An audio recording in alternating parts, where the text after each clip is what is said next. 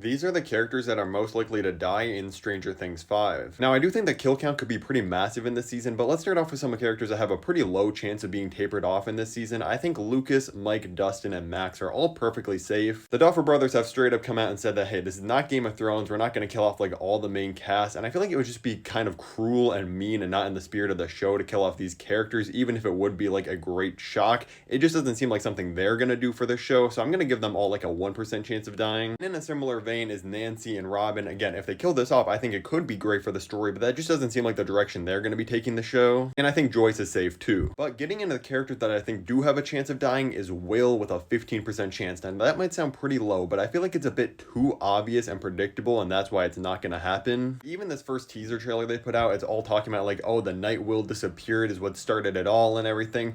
So I don't think they're going to end the series by having the kid that was originally captured and been tortured this entire show being killed off in the end. Like I said, that just doesn't seem like the type of vibe the show's going for, but he's definitely not 100% safe. He's in a bit too deep, so a 15% chance seems about right for me. At number 6, I have Jonathan with a 20% chance. I kind of just have a gut feeling about this because he's not like, I feel like, as big as a character as the rest of the main cast, and it would still be a pretty shocking moment, a lot of emotional moments for the other characters in the show, so I don't think it's very likely again, but 20% just a gut feeling. At number 5 is where we start getting really serious with Eleven. I'm giving her a 50% chance because I can definitely see the route where they have a big Eleven sacrifice at the end of the show where she defeats Vecna and it costs her her own life, or who knows, they'll probably do something more safe like her powers are permanently gone. But come on, Eleven is like the main character of this entire show. I could definitely see her being the one to save the day for everybody. Millie Bobby Brown has become like the breakout star of this entire thing. Having her die, I feel like, is definitely something that could happen, but I still don't think it's the most likely that she dies out of the rest of the cast. Number 4, I have Murray. You gotta remember, it's more likely for the side characters to get killed off than anything in Stranger Things. That's almost always what they do, and I feel like Murray's really overextended their stay. Like, they could try to play it off and make it emotional for some characters in the story,